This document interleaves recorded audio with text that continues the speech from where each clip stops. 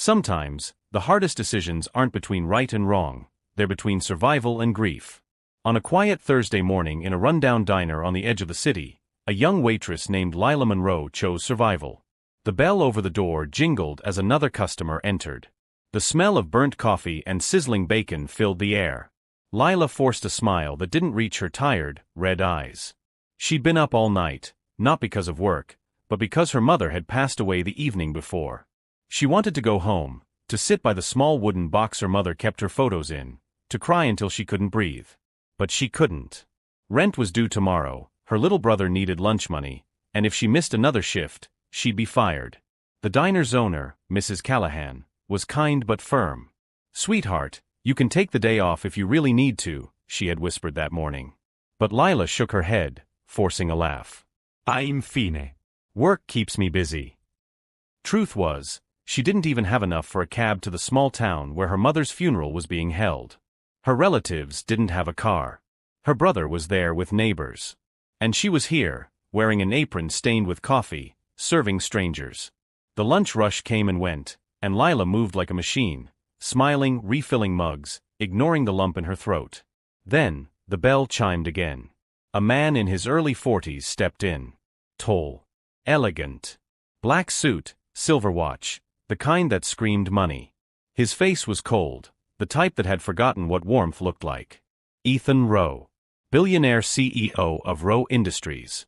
He was used to being served, not seen. He sat in the corner booth, phone in hand, barely looking up. "Good afternoon," Lila said softly, notebook ready. He nodded, eyes still on his phone. "Black coffee. Eggs. Toast. Fast, please." She nodded, turned to leave, but paused when she saw her reflection in the metal napkin holder. Red eyes. Swollen lids. She turned away. But he did. Ethan had a habit of observing details others ignored. He noticed the tremble in her hands. The faint sniffle.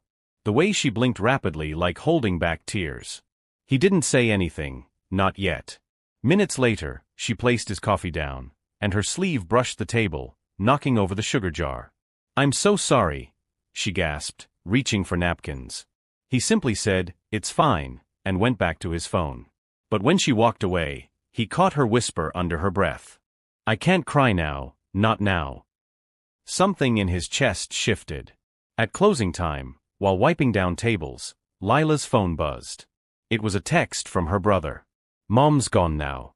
We buried her near the lake like she wanted. Wish you were here, Lila." Her knees nearly gave out. She bit her lip hard until she tasted blood. The diner was empty, except for Ethan, still in the corner, laptop open. She didn't know he was still there. He didn't know why he was still there either. When she dropped the rag and covered her mouth, silently crying, he finally looked up. He stood slowly, walked toward her, his voice calm but steady. "Are you all right?" She turned away quickly, wiping her tears. "I'm fine, sir. Just long day." But Ethan didn't buy it.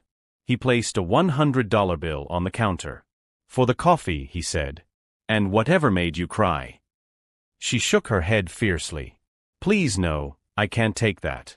I'm fine really." That one word again. Fine. Ethan hesitated, then simply nodded and left. But that night, sitting in his penthouse, he couldn't shake the image of the girl crying in an empty diner, wiping tears on her sleeve instead of being at her mother's funeral. And for the first time in years, Ethan Rowe, the man known for his cold logic, couldn't sleep. Some people walk into your life once. Others walk in and rewrite your story forever. The next morning, the diner buzzed again. Lila arrived before dawn, exhausted but determined. Bills didn't stop for grief. As she tied her apron, she looked out the window. A sleek black car parked across the street. The same man stepped out. Ethan Rowe. He walked in, nodded at her, and quietly took the same corner booth. "Coffee?" she asked, voice barely steady. "Please," he said softly, this time actually looking at her. He noticed how pale she looked, how she'd lost her smile.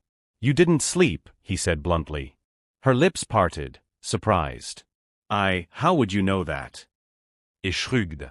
"Because I didn't either." Lila forced a small laugh. "Well, maybe you should get some rest then."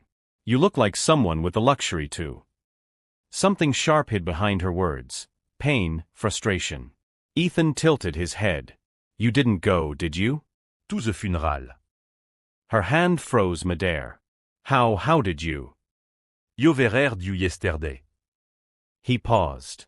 I'm sorry for your loss. That broke her composure. She sank against the counter. She worked her whole life for us, Lila whispered. And when it was time to say goodbye, I couldn't even afford the gas to get there. Ethan's chest tightened. He had grown up poor once, long before wealth erased that part of him. He knew that kind of helplessness. He stood. Take the day off. I can't. He raised a hand. You can. I'll cover your shift. Well, not literally. But I'll make sure you're paid. She blinked, confused. You'd pay me to take a day off? Consider it unpaid debt to the universe, he said. But what he did next stunned her even more. He pulled out his phone. Where's the funeral home? Why? Because you're not missing it again. Within an hour, a car waited outside. Lila refused at first, then hesitantly agreed. The ride was silent, but heavy with emotion. At the small countryside cemetery, Lila knelt beside her mother's grave, flowers trembling in her hands. Ethan stood back, watching her shoulders shake, unsure why he was even there. When she finally turned to him, her voice was small. Why are you helping me? He looked away. Because someone once helped me when I thought no one would. And for the first time, she saw past his suit, to the man beneath it. They drove back in silence, but the air between them had changed. When they reached the diner, Lila smiled faintly. Thank you, Mr. Rowe. For everything. He nodded. It's Ethan. And you're welcome. As she stepped out, he added quietly, You're stronger than most people I've ever met. She blinked back tears. I'm just surviving. Ethan smiled. Surviving is strength too. That night, Lila received a call, not from Ethan, but from a lawyer. Miss Monroe, the voice said, Mr. Rowe has arranged something in your mother's name. A scholarship fund for young women from small towns, called the Grace Fund. Her mother's name was Grace. Lila fell to her knees, sobbing. Sparkle's end of Part 2 CTA.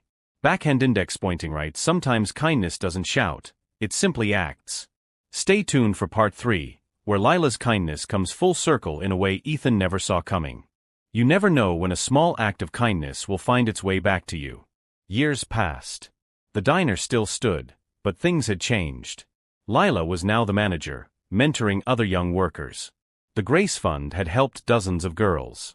One rainy afternoon, Ethan returned, older, quieter. The world had grown louder with his success, but lonelier too. He entered the diner, and there she was, smiling at a new waitress, guiding her gently. When she turned and saw him, her face lit up. Ethan. He smiled. Still surviving? She laughed. No. This time, I'm living. They sat, shared coffee, and talked about life. But halfway through their conversation, Lila leaned forward. You know, I never thanked you properly.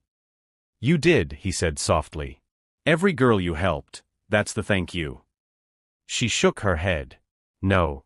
You didn't just give me money. You gave me time. Time to say goodbye. And that's something I'll never forget. Ethan looked down, his voice thick. You gave me something too.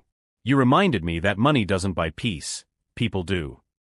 Before he left, he handed her an envelope. Inside was a deed, the diner's ownership transferred to her. She gasped. Ethan, I can't. You already did, he smiled. You built this place into something beautiful. It belongs to you now. Tears welled up in her eyes. You really don't stop, do you? Kindness, he said, is addictive once you start.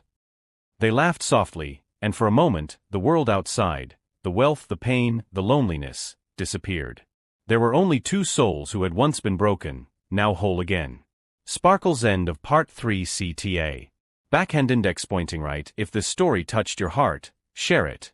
Because sometimes, a small act of kindness can change someone's entire life. Yellow heart.